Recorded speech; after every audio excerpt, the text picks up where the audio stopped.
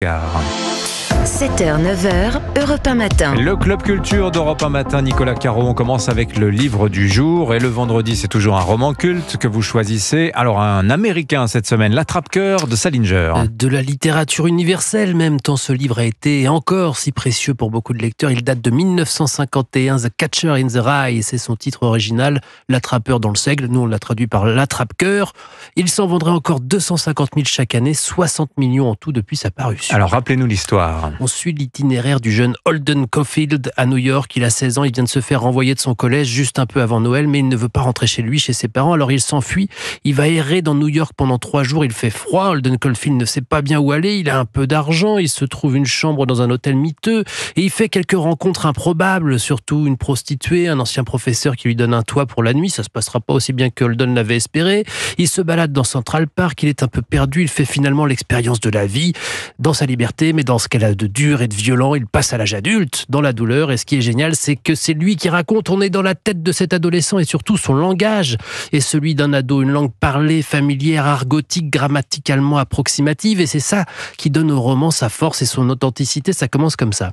Si vous voulez vraiment que je vous dise, alors sûrement la première chose que vous allez demander, c'est où je suis né, et ce à quoi ça a ressemblé ma saloperie d'enfance, et ce que faisaient mes parents avant de m'avoir, et toutes ces conneries à la David Copperfield. Mais j'ai pas envie de raconter ça et tout. Et l'auteur est assez mystérieux lui aussi. Très mystérieux, Jérôme David Salinger, mort en 2010 aux États-Unis. Il avait 91 ans, un auteur culte qui n'a que très peu publié. Et face au gigantesque succès de L'Attrape-Cœur, il s'est réfugié dans l'isolement le plus total dans le fin fond du New Hampshire, à Corniche à la fin des années 50, et on n'entendra pratiquement plus parler de lui.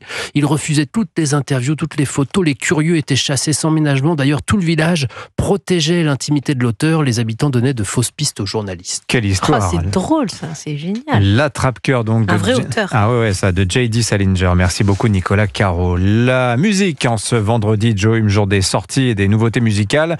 Vous jouez donc les têtes chercheuses? Exactement, puisque les gros artistes se font attendre. Je suis allé chercher du côté de la nouveauté. On commence avec Lucy Dacus, une jeune chanteuse folk de 29 ans. Les amateurs de musique indépendante la connaissent peut-être déjà via son groupe Boy Genius. Elle s'apprête à sortir son 5e album solo, Forever is a Feeling. Et vous allez voir, c'est parfait pour le matin.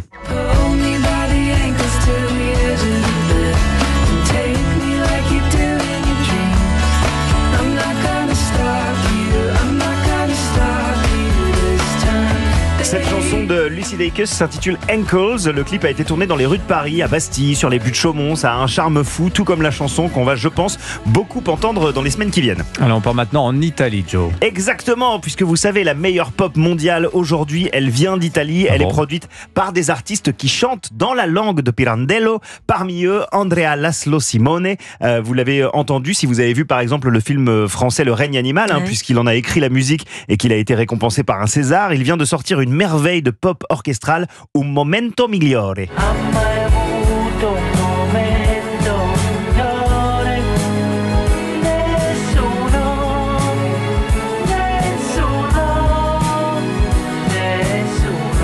Andrea Laszlo de Simone, qui a annoncé récemment s'éloigner de la scène pour se concentrer justement sur la composition de musique, de bande originale de film. Donc chaque single isolé, c'est un petit peu un cadeau.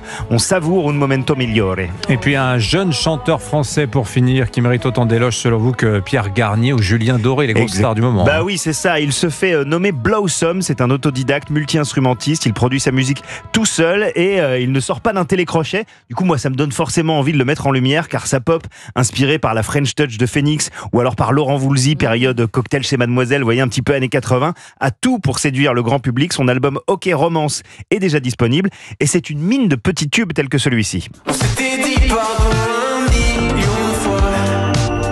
On s'était promis de jamais se dire au revoir. Le français Blossom, B-L-O-W-S-O-M, si vous voulez le chercher là, dans votre application. L'américaine Lucy Dacus. Oui. Et donc Andrea Laszlo de Simone. En italiano. Voilà, je ne savais pas que les Italiens étaient aussi forts en pop. Ah si, en ce moment, on se les arrache. Avec Joe, on ne peut pas passer à côté des artistes. On entend tout ce qui se passe. Toujours à la pointe de la flèche. Merci beaucoup, Joey. Merci Nicolas Caro.